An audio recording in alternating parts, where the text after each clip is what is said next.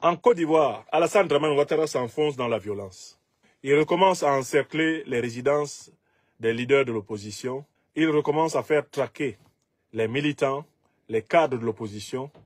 Il recommence à faire agresser les manifestants qui exigent la fin de sa forfaiture à la tête de la République de Côte d'Ivoire. Alassane Ouattara croit en la toute-puissance de la violence. Mais je voudrais dire ce soir aux Ivoiriennes et aux Ivoiriens que de manière incontestable, cette toute-puissance de la violence que revendique Alassane Dramane Ouattara atteint sa limite en cette année 2025, pour les raisons suivantes. Premièrement, raison interne, Alassane Dramane Ouattara a réuni le plus large front possible de l'opposition contre lui. Personne dans l'histoire de Côte d'Ivoire se retrouvant avec une coalition de cette puissance n'a pu conserver le pouvoir d'État. Ouattara prétend pouvoir affronter et terrasser, tous ensemble, le président Laurent Gbagbo et le PPAC, le président Guillaume Kibafori Soro et GPS, le président Tidiane Thiam et le PDC-RDA. Trois forces politiques qui, objectivement, sont majoritaires, dès lors qu'elles sont rassemblées dans un mouvement contestataire. Deuxièmement, Alassane Ouattara n'a plus de bastion, à partir duquel il peut penser être en sécurité pour agresser les Ivoiriens. Pendant longtemps, il avait utilisé le clivage nord-sud. Il avait utilisé le clivage chrétien-musulman pour essayer de se donner une légitimité dans le nord et dans l'islam. Aujourd'hui, Ouattara ne possède plus cette légitimité-là, car c'est le plus grand bourreau des nordistes ivoiriens.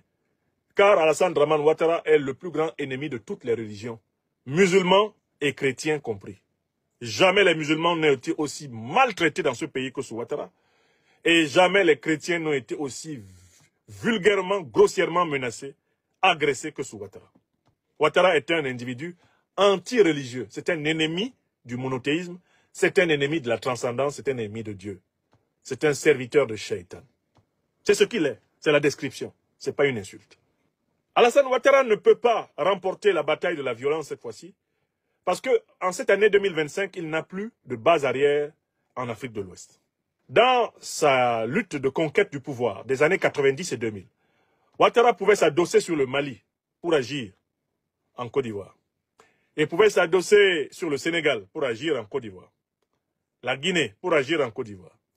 Ouattara pouvait s'adosser sur le Burkina Faso, son pays natal, pour agir en Côte d'Ivoire, lorsque le président Blaise Compaoré était à la tête du Burkina Faso.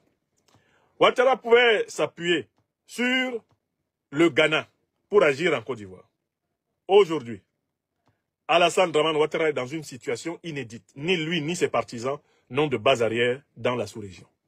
Même des pays qui leur sont politiquement un peu compatibles, comme la Guinée, le Togo ou le Bénin, ne sont pas prêts à leur servir de base arrière. Donc Alassane Dramane Ouattara est dans une bataille où il a directement dans son dos le mur du rejet de la sous-région ouest africaine. Voilà pourquoi cette affaire de violence-là, Alassane Ouattara va y mordre la poussière. Mais j'ajoute une autre raison pour laquelle Alassane Ouattara est en très mauvaise posture. C'est que le parrain d'Alassane Dramane Ouattara, dans toutes ses menées politiques dans la sous-région ouest africaine, le parrain suprême a toujours été le néocolonialisme français. Or, le néocolonialisme français est affaibli, non pas seulement dans la sous-région africaine, mais il est affaibli sur le plan géopolitique et géostratégique. Il est affaibli par une crise politique interne aiguë. La France n'a jamais été aussi faible en ce XXIe siècle qu'elle ne l'est maintenant. Donc, Ouattara sait, et Mohamed Bazoum peut le lui expliquer,